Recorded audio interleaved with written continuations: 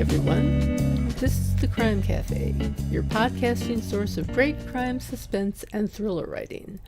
I'm your host, Debbi Mack. Before I bring on my guest, I'll just remind you that the Crime Cafe has 2 ebooks for sale, the 9-book box set and the short story anthology. You can find the buy links for both on my website, debbimack.com, under the Crime Cafe link.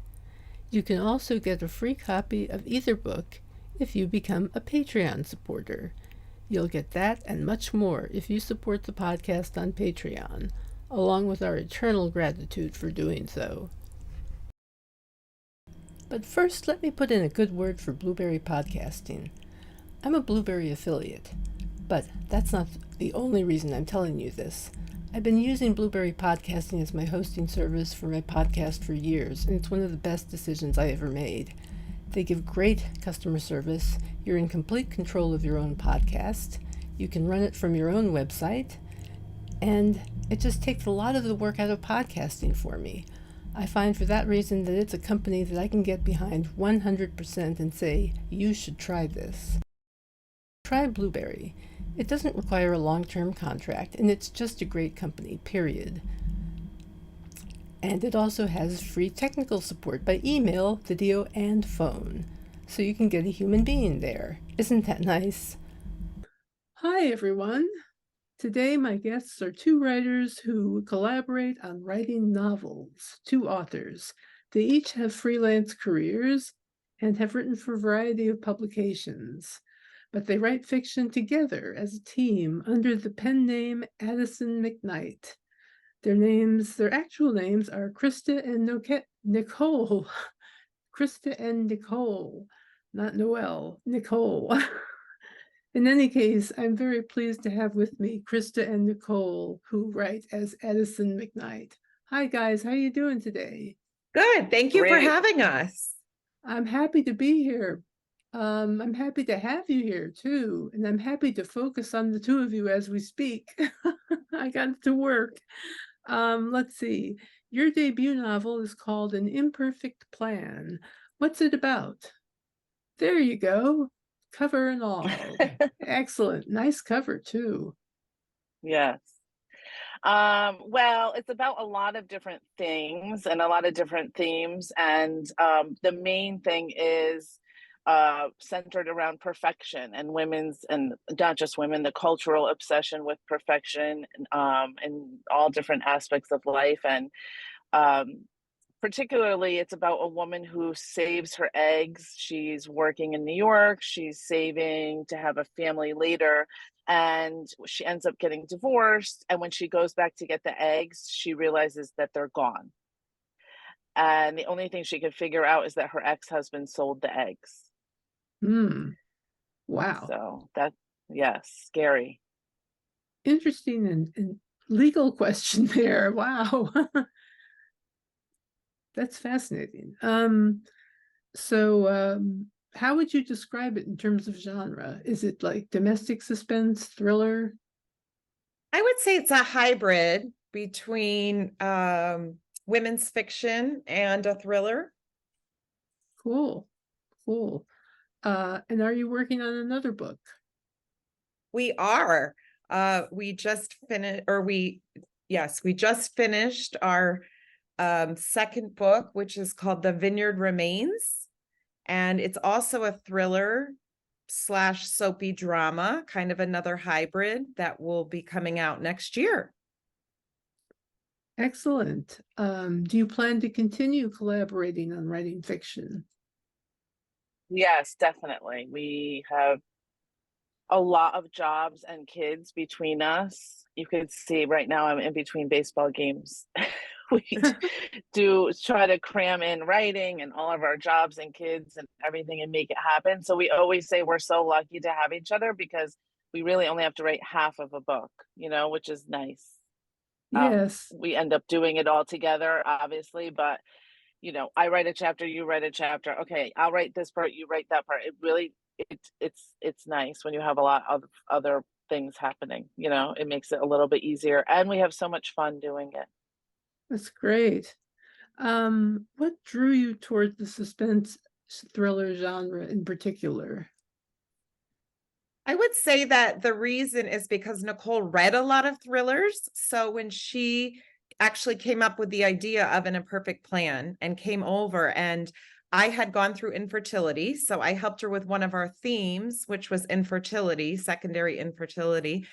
And Nicole, I think part of the reason that the book became a thriller was because she was such a big fan of thrillers and had been reading so many. Mm-hmm. Would you say that's true, Nicole? I feel like I'm speaking for you and why we picked that genre.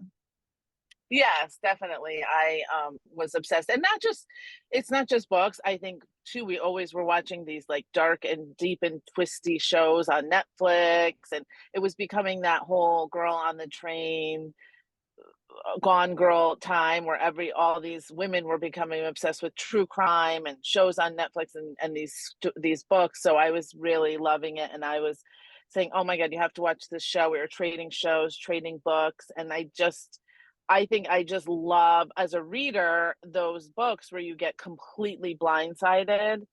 That's like my favorite thing, and shows too. And so when I had this idea for an imperfect plan, I was like, I really, really loved mostly the twist. I love a good twist.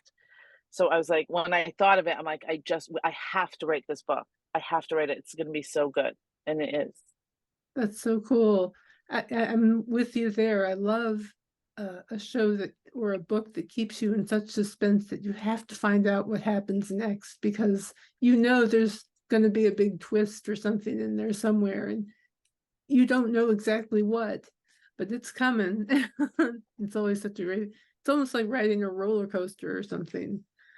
Yes, you're reading and you're trying to solve that psychological puzzle that you feel like you sort of know some of the pieces. And a lot of people, when they read an imperfect plan, the feedback that we got was we kind of knew something, but we didn't know when or how. So that we felt excited that people weren't able to guess the ending.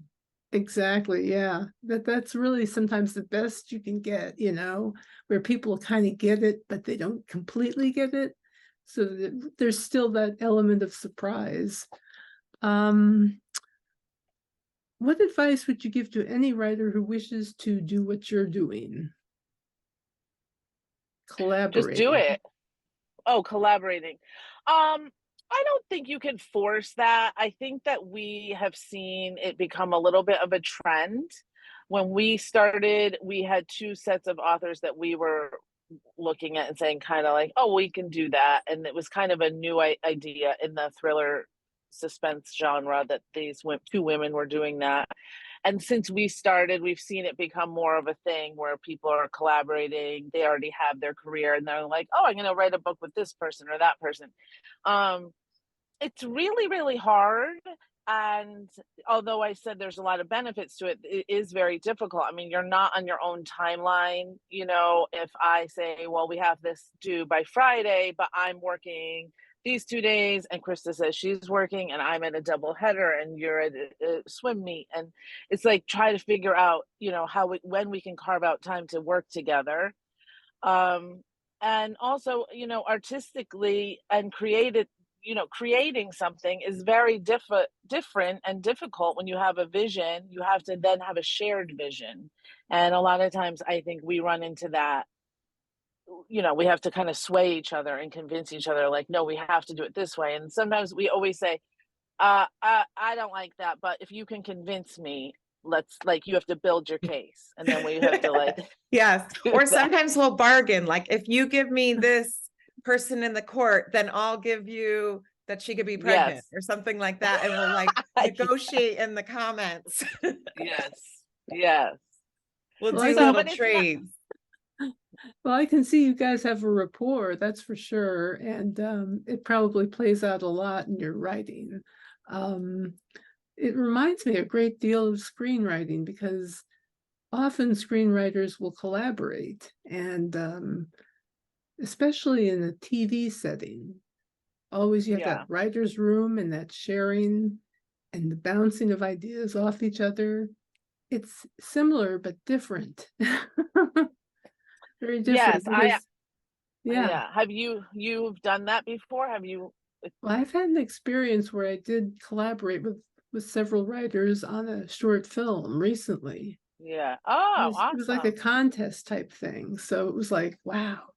To me, I felt more alive after I did it. It was like, woo, I really connected with these people and got in a few lines and jokes, and wow, this was Yeah, great. yeah, yeah. Yeah, there's It something is about, like yeah, you do feel like when we have a really good brainstorming session, I think we both feel really good and we feel, you're right, actually, the way you're describing it. Krista, do you agree? Like you feel like, oh, we were like, Yes, oh my and God, I this is feel like different great. authors are going to collaborate in different ways. And we've heard several co-authors do it with a different style where they sit down and write every sentence together, or they're working on a piece together. Nicole and I typically each take a character in the books. So that is a little bit of our, unique style within the collaboration, is that I'm one character and she's another. So we give each other a little bit more leeway with our own character.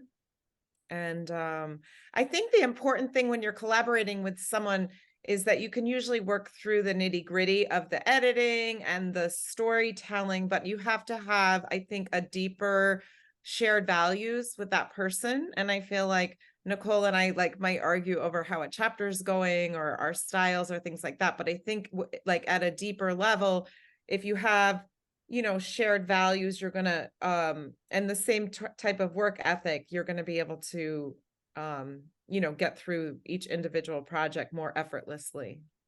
yeah, absolutely. That's absolutely true. Finding people you're copacetic with to work with is very important in a collaboration. You're both so busy, the baseball games, the marriages, the kids, the work. How do you find the time to write? How do you find your writing time? How do you balance it Well, all? a We have couple a things. I mean, saying, we call it pockets of time. yeah, yeah.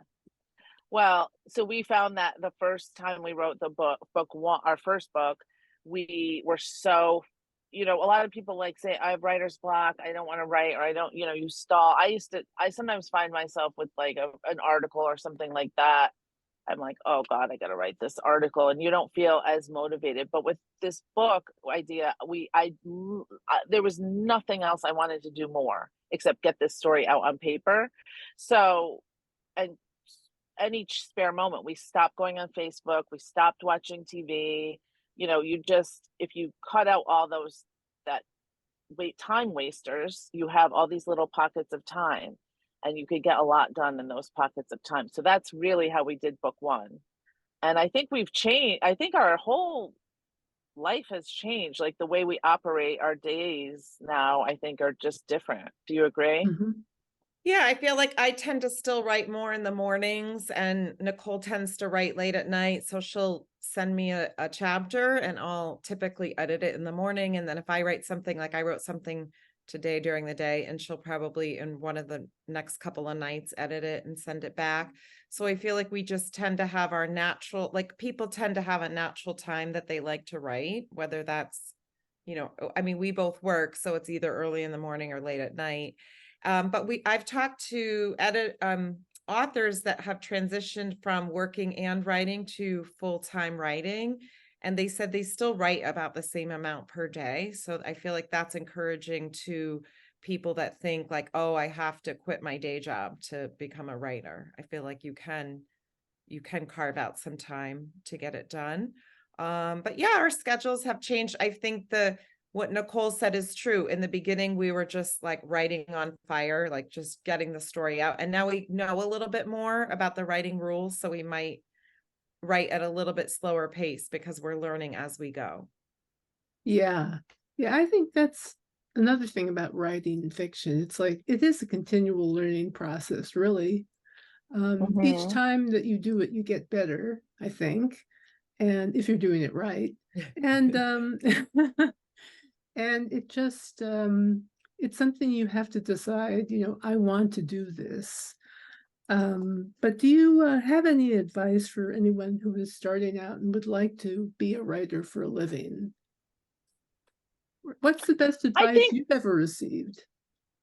I think for me, for my personal journey, I went to college to be a writer many years ago, and I got some internships that were in New York City, revolving around writing, and I quickly became disillusioned because, to really graduate college and say I'm going to be a writer is really difficult, and to really get a career and sustain yourself in that world is just like, I very quickly realized it was not going to be possible, or I just didn't have the drive for it at that time. But anyways, so I ended up doing PR writing, grant writing. I was always writing, and then I became, I would write nonfiction articles for parenting and beauty, and I did writing. It was always something I was doing.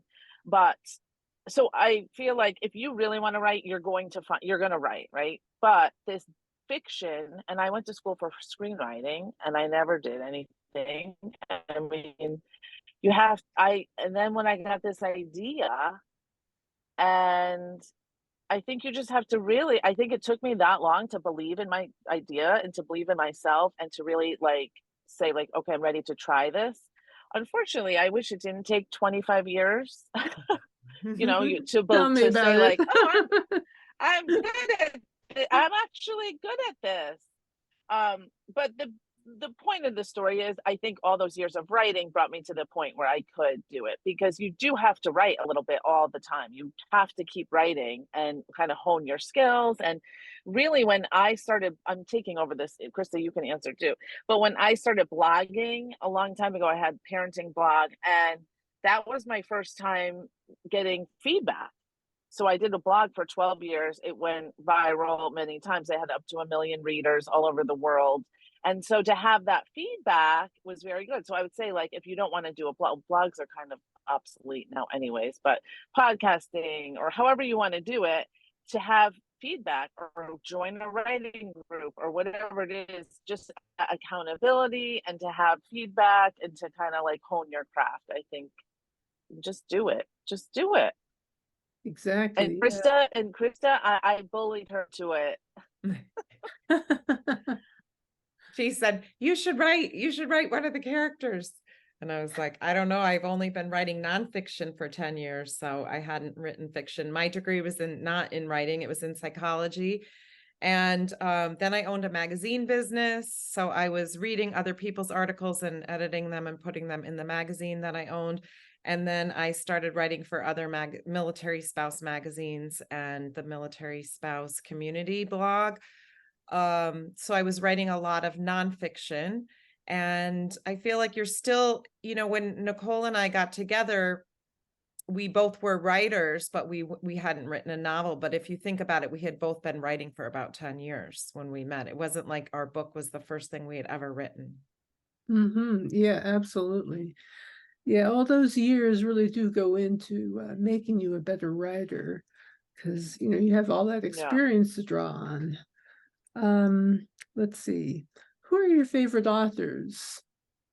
Nicole, who are those thriller authors that you love so much? And Krista, who are your favorite authors? Well, I love Harlan Coben, and I mean, I just read his latest book this summer, and I always say, oh my God, is he really going to be able to push out another great book? And every time it's better than the last. So I always love him.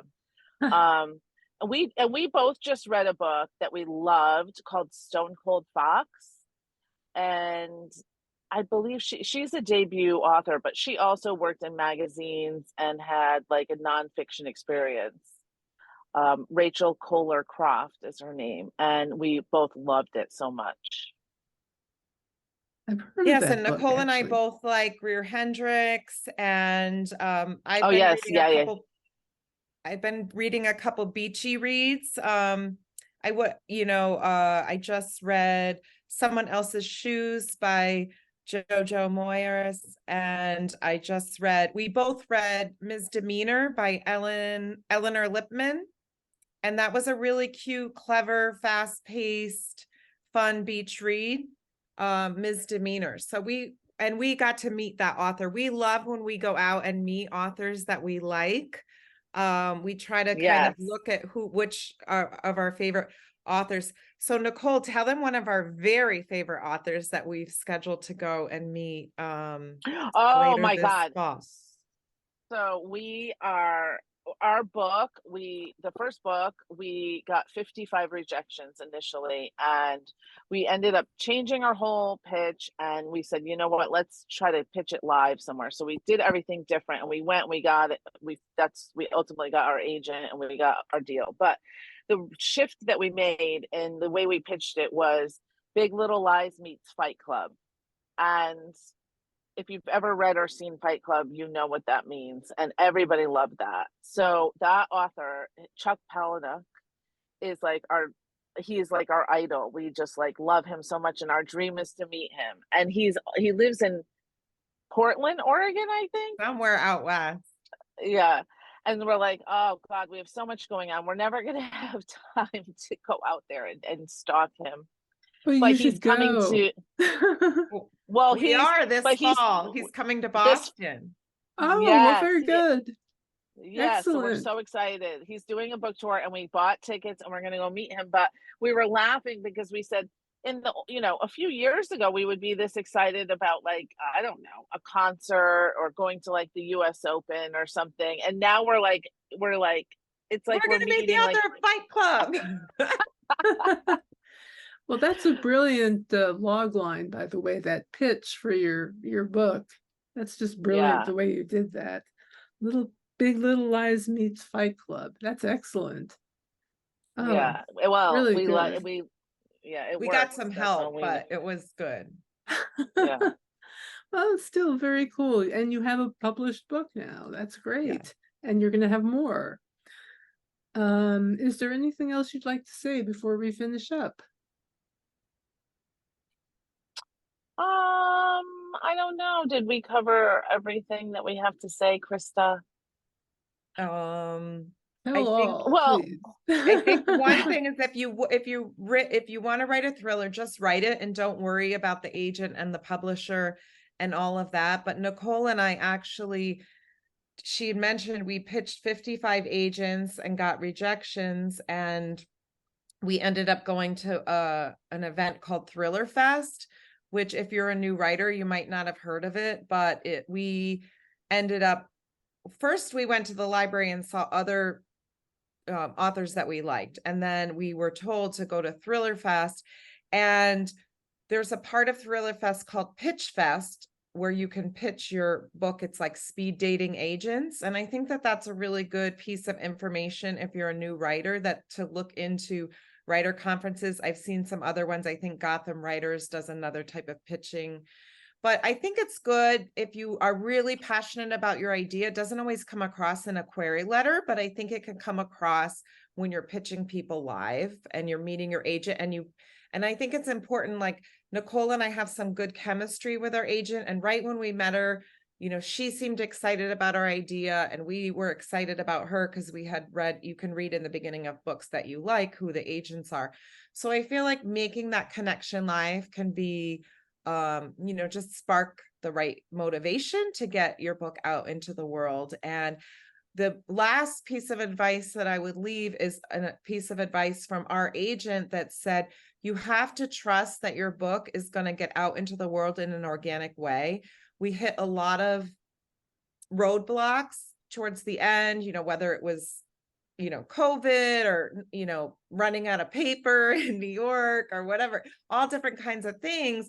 And you have to sort of trust the process, which our agent would always tell us, like, just trust that your book is going to find its way into the world when it's supposed to.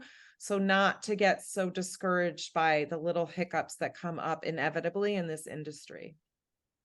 I agree with you wholeheartedly on all of that. Wow.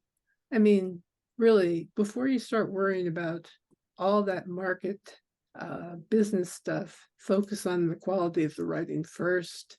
And as far as pitching, yeah, definitely. I mean, when you're meeting with people, you have a chance to be more interactive with them, for one thing, and they're seeing that you care enough to show up.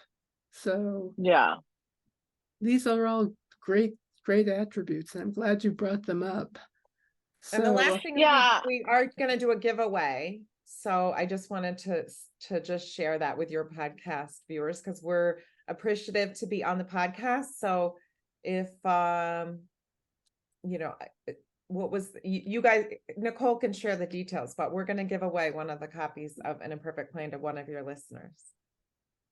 Okay. Yes, I think Details. yes, I think that it's posted on your website, right? Or Correct. I think we're just yeah, okay, so that's Right, good. perfect. I will put a link to the post where I have the giveaway details. Great. So, fantastic. Well, it was great talking to you guys, and so thank you so much for being here today. Thank you for having us. I appreciate it so much. I don't want you guys to go just yet, because we're going to do a little session after this. Very brief, Okay. kind of like bonus session for the Patreon supporters. So I hope you'll stick with me for that. Okay. And everybody, I would just like to say, don't forget to please leave a review or hit the like button if you're watching on YouTube. And we are also Patreon supported. So if you check out our Patreon page, you'll see all the different tiers and perks that we offer. Our next episode will feature Gary Grossman and Ed Fuller in the hot seats. Until then, take care and happy reading.